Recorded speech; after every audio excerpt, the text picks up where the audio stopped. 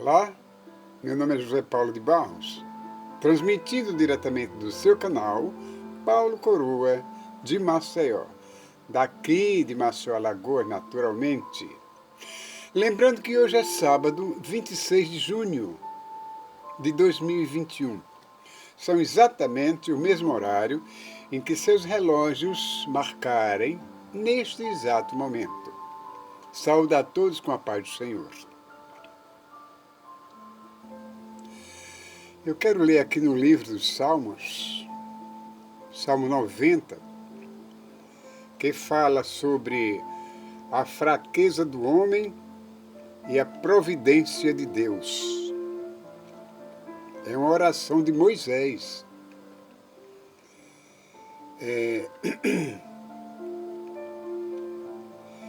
Senhor, Tu tens sido o nosso refúgio de geração em geração. Antes que os montes nascessem, ou que tu formasses a terra e o mundo, sim, de eternidade a eternidade, tu és Deus. Tu reduzes o homem à destruição. Tu reduzes o homem à destruição e dizes: volvei, filhos dos homens, volvei. Por quê? Porque 1000 anos são aos teus olhos como o dia de ontem que passou, e como a vigília da noite. Tu os levas como corrente d'água. São como um sono. São como a erva que cresce de manhã, que cresce de madrugada. De madrugada cresce e floresce, mas à tarde corta-se e seca. Pois somos consumidos pela tua ira, e pelo teu furor somos angustiados. Diante de ti pusestes as nossas iniquidades, os nossos pecados ocultos à luz do teu rosto. Pois todos os nossos dias vão passando na tua indignação. Acabam-se nossos anos como um conto ligeiro. A duração da nossa vida é de 70 anos. A duração da nossa vida é de 70 anos. E se alguns, pela sua robustez, chegam a 80 anos, o melhor deles é canseira e enfado, pois passa rapidamente e nós voamos. Aqui eu faço uma pausa breve para falar sobre isso. Os nossos dias são 70 anos. E se chegarmos aos 80, como a Bíblia diz, é só canseira e enfado. E as pessoas dizem que essa idade é a melhor idade.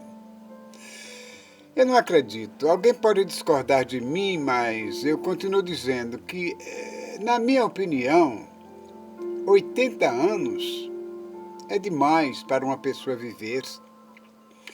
Se só tem canseira, enfado. Muitas pessoas dizem: eu quero viver mais de 80, eu quero viver uns 150 anos. Para que isso? Você não vai poder caminhar ereto, não vai ser hábil, né? Você não tem habilidade para nada.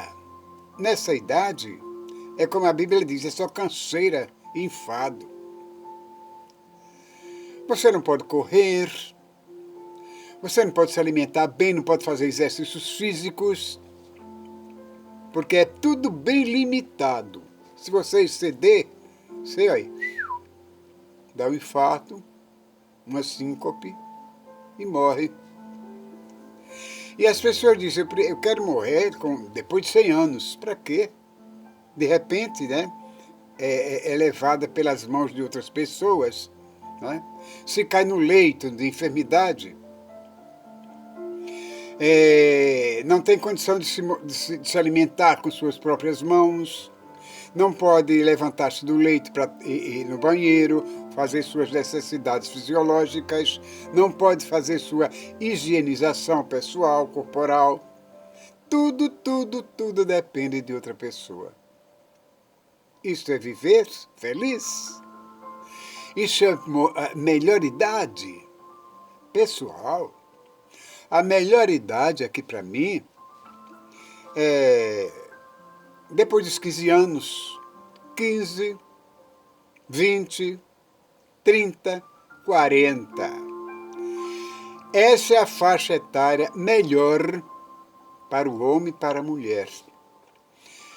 Agora, se você viver 120 anos, 150 anos, com a mesma aparência de 30 ou de 40, com o mesmo vigor de 30 ou 40 anos, isso sim, era uma melhor idade. Era uma coisa que a gente devia louvar a Deus constantemente, sem parar, dia e noite. Porque a velhice significa o quê? Desde experiência, significa que nós conseguimos driblar a morte, significa que nós soubemos viver, conviver com os outros, né? E que chegamos a esta idade, apesar de tudo. Mas aqui para nós não me digam que esta é a melhor idade. A prioridade, temos prioridade em tudo. Tudo bem, aí uma vantagem sobre tudo.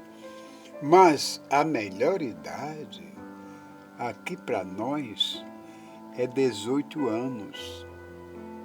Você não se firma, você não tem condição de correr, você não tem condição para nada, nem cantar, nem fazer nada. Se bem que tem poucos velhinhos por aí, poucas velhinhas por aí, que fazem isso. Mas é bem limitado. É bem limitado. Porque a própria Bíblia diz que depois de 70, chegando aos 80, aliás, é só canseira, enfado. Eu não quero viver tanto. Já estou com 75, já estou pedindo a Deus que me leve. Me dê uma morte boa, bonita, assim, como assim, um infarto, me dê uma síncope, um desmaio, que eu não volte mais. Eu já pedi isso, meu Deus. E tenho certeza absoluta que isso vai acontecer. Porque não quero depender de outras pessoas para continuar vivendo, me alimentando, me higienizando, entendeu? Fazendo outros tipos de ou coisas, de ações que os jovens fazem, as pessoas maduras fazem, os jovens fazem. Não. A minha mãe morreu com 84 anos. Eu cuidei dela num período de 5 anos, mais ou menos, sobre uma cama, sobre um leito de cama. Eu que fazia todo o serviço. Preparava comida, dava para ela, preparava banho, cuidava da roupa dela, enfim, eu higienizava ela como se higieniza um bebê. Minha mãe não resistiu à doença que tinha, porque, na verdade, não tinha condição para continuar. E numa bela tarde, ela estava prostrada, eu também muito cansado, que ela sofria na carne e eu no espírito. Ela sofria na carne e eu no espírito. Então, vendo o estado em que minha mãe estava, só eu sei, não quero traduzir para vocês, porque é muito doloroso, aquelas escaras enormes. Escaras são feridas que nem mesmo nos hospitais, nos melhores hospitais, eles podem evitar, que saem nas costas pelo tempo de estar deitados. Malgrado a gente estar virando para um lado, virando para outro, essas escaras sempre aparecem, ou nas costas, ou de lado, ou em qualquer lugar. E ali pode ficar necrosada e a pessoa sofre muito. Então, diante daquele estado que minha mãe estava, eu não resisti. Eu ergui minha voz para o alto e pedi ao Deus Todo-Poderoso. Fiz aquela oração sincera, uma oração de desespero, e pedi para que Deus nos abençoasse, livrasse minha mãe daquele suplício, daquele sofrimento que ela não resistia mais. Implorei, e foi um pedido assim, que foi atendido imediatamente. E Deus ouviu minha prece, atendeu minha oração. E quando eu olhei para o lado, que ela estava nos meus braços, que eu fui buscar água, que eu olhei, minha mãe deu o último suspiro e morreu nos meus braços. Eis aí que Deus atende o pedido de uma pessoa quando é sincero, quando é uma emergência, Ele atende imediatamente. Não me sinto culpado por isso, porque na verdade eu sinto-me orgulhoso de saber que minha mãe morreu crente, graças a Deus, entendeu? E a herança que ela deixou para mim foi a fé em Jesus Cristo. É por isso que eu digo, meus irmãos, passou de 80 anos, repito o que a Bíblia diz, é só canseira e enfado. Mas enquanto pudermos, vamos louvar a Deus, vamos pregar a palavra de Deus, mostrar ao mundo o que Jesus fez por nós, porque tem muita gente que ouviu assim por alto a história de Jesus, mas nunca pegou numa Bíblia, nunca verificou uma Bíblia, nunca fez uma pesquisa para saber realmente como foi o que Jesus veio fazer aqui na Terra. E para quê? Entendeu? Se você, que tem experiência espiritual, nasceu do Espírito, da água e do Espírito, não passar isso para aqueles que ainda não nasceram do Espírito, não nasceram de novo, você está errado. Agradeça a Deus dessa maneira, levando sua palavra adiante, mostrando àqueles que não conhecem profundamente o que é ser um crente, o que é ser um verdadeiro cristão, o que é ser um adorador em espírito e em verdade, que é isso que Deus quer, que toda a humanidade chegue ao conhecimento de que Ele existe, de que Ele é o Criador, de que Ele, Jesus, seu Filho, é o nosso Salvador. Então não adianta você se apegar com santinhos de parede, não adianta você se apegar, ficar de joelhos, fazendo pedidos, fazendo suas preces, a santos de gesso, de madeira, de ouro, de prata, de bronze, porque não vai ser atendida. Deus não se agrada desse tipo de adoração que não é para Ele. Você está adorando uma imagem de uma pessoa que um dia foi como você. Dessa pessoa que um dia morreu pela palavra de Deus e que naquele tempo passado a espiritualidade do povo era parca, era pouquíssima, quase nada. E achava que se uma pessoa morria servindo a Deus, por exemplo, num convento, se fazia um sacrifício, morria por esse motivo ou outro, em memória do Senhor Jesus, passava a ser santo. E com o passar do tempo, essa pessoa era canonizada. Onde já se viu isso? Homem aqui na terra transformar o outro em santo, fazer com que outra pessoa seja santo? O próprio Deus diz, sejam santos, como eu sou santo. Essa voz, entendeu? Essa ordem vem de Deus. Não é que aqui um homem na terra, como o Papa, como um sacerdote qualquer, tenha esse poder de transformar uma pessoa em santa ou em santo, canonizar como tem muitos por aí pela a Igreja Católica que faz isso, né?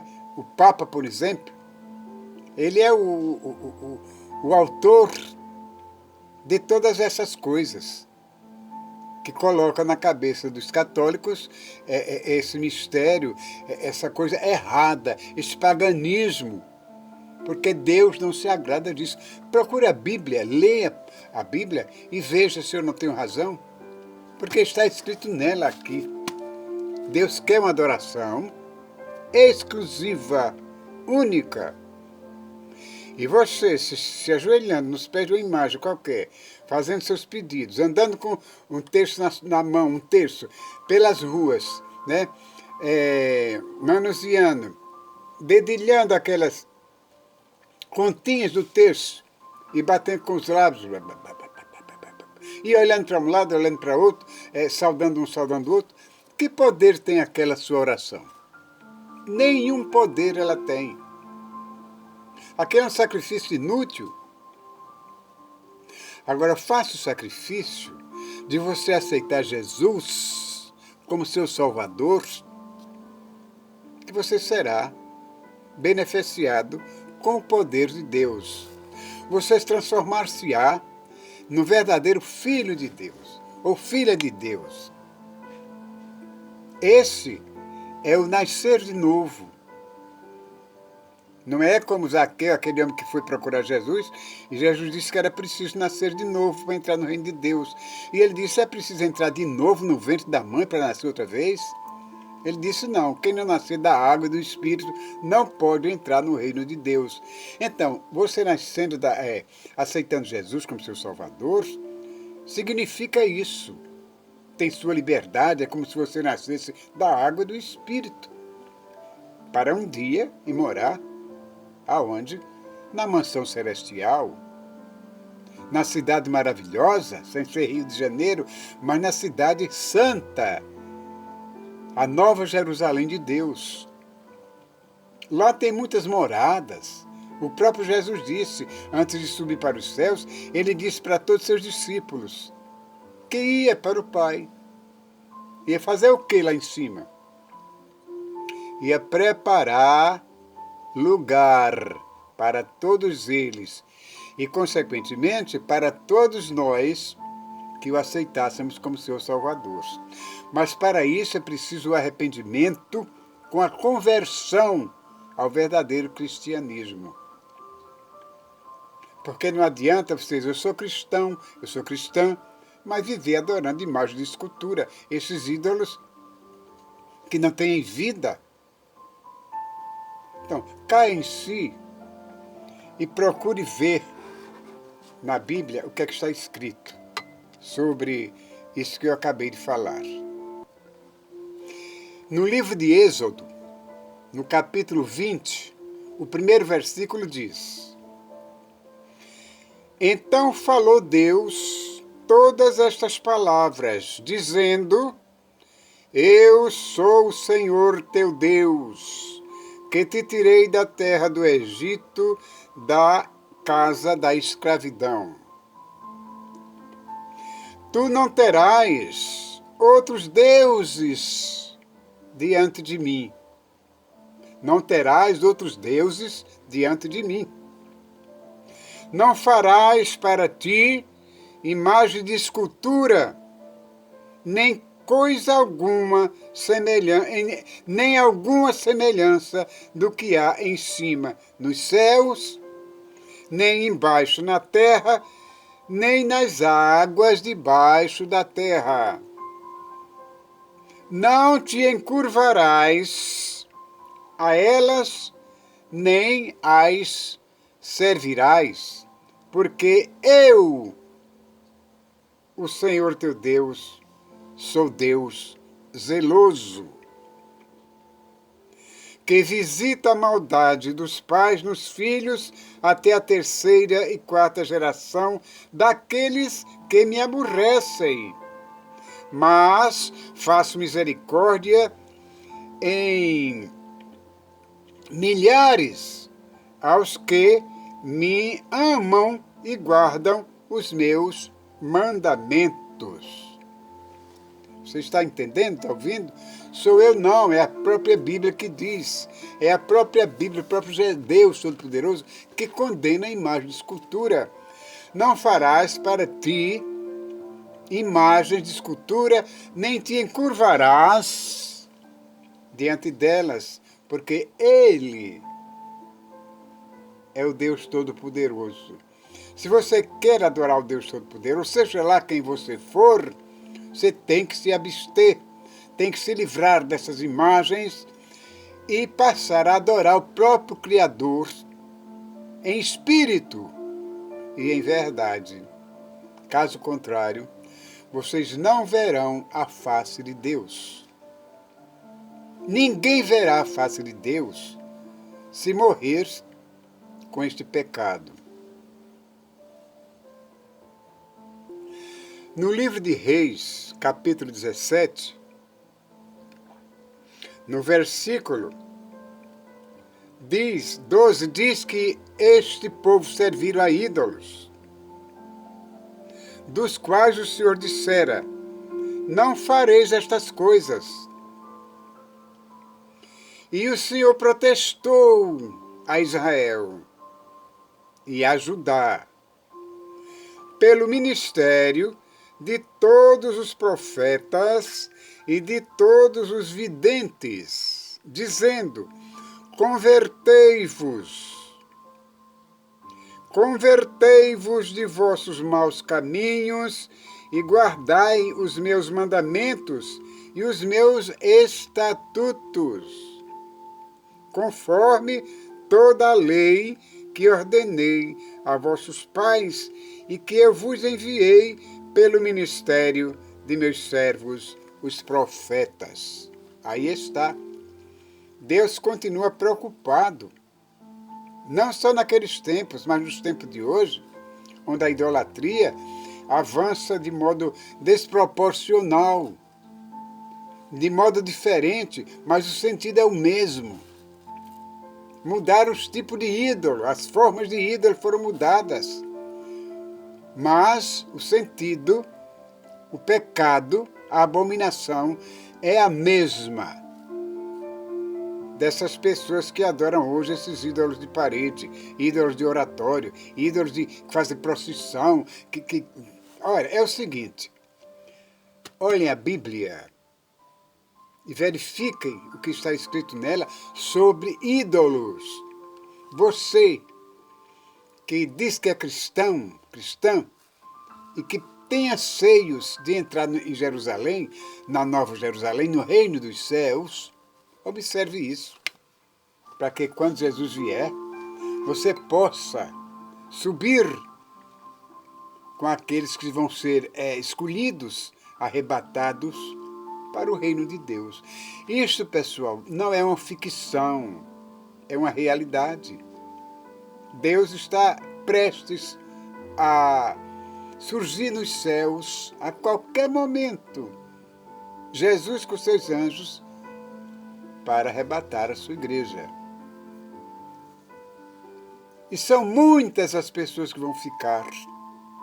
Neste dia, eles não poderão dizer que nunca ouviram a palavra de Deus, porque sempre estamos aí, dia e noite, noite e dia, perturbando, abrindo os olhos, a mente das pessoas que não conhecem Jesus, para que elas observem os mandamentos, observem a palavra de Deus. Mas muitos dão de ombros, dão muxoxos, fazem pouco, ironizam, chacotam e não dão ouvidos. Então, dessa maneira, você não vai entrar no reino dos céus, nem você, nem ninguém que haja desse modo. Entende? A Bíblia diz, numa parte que eu esqueci agora onde lembra-te do teu Criador nos dias da tua mocidade. Ela não manda lembrar do Criador nos dias da tua velhice. Por quê? 80 anos é canseira, não tem nem a mente sã para se lembrar de Deus.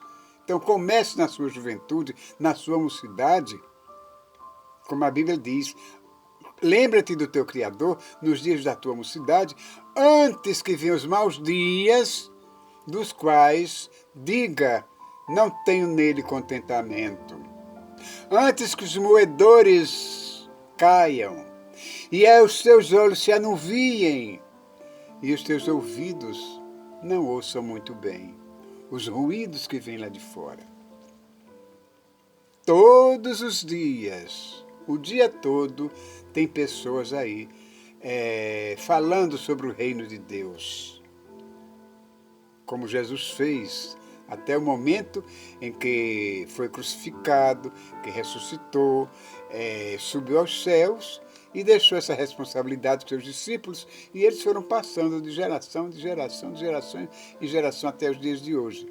Então, já que nós temos essa liberdade de falar do Evangelho abertamente, aqui no Brasil, vamos continuar mostrando ao povo o que realmente a Bíblia quer, o que realmente Deus quer de cada um de nós que vive aqui às suas custas. É isso que Deus quer. Não esqueçam, aceitem Jesus como seu Salvador, para que evite tantas misérias que há no mundo, tantas faltas de amor, né? Como está acontecendo agora com esse rapaz que transformou-se no Lampião, né? Um homem invisível chamado Lázaro Barbosa. O que está acontecendo com ele? Se esse homem tivesse na sua infância uma orientação espiritual concreta, fixa, isso não estaria acontecendo. Ele hoje seria um homem livre, participando de todas as diversões, sem estar fugindo, não se sabe como ele escapa desse cerco policial. Por quê? Porque não teve uma orientação espiritual, ou se teve, não aceitou como devia. Assim acontece com todas as pessoas que não aceitam Jesus. Elas não têm assim não tem uma definição correta, exata, do que seja honra. Teu pai, honra tua mãe, honra teus irmãos, ama o teu próximo como a si mesmo. Não tem. Porque se esse rapaz amasse o próximo como a ele mesmo, se tivesse conhecido Jesus antes, ele não teria caído nessa armadilha do demônio. Entendeu? Porque quem faz isso está endemoniado. Mas, de qualquer maneira, vamos orar por ele, né? Que Deus te abençoe, hoje, amanhã e sempre. Esse foi o canal do Paulo Coroa de Maceió. Se gostou, dê um like, faça uma subscrição e que Deus te abençoe novamente. Tchau. Orem por todos nós. Tchau, tchau.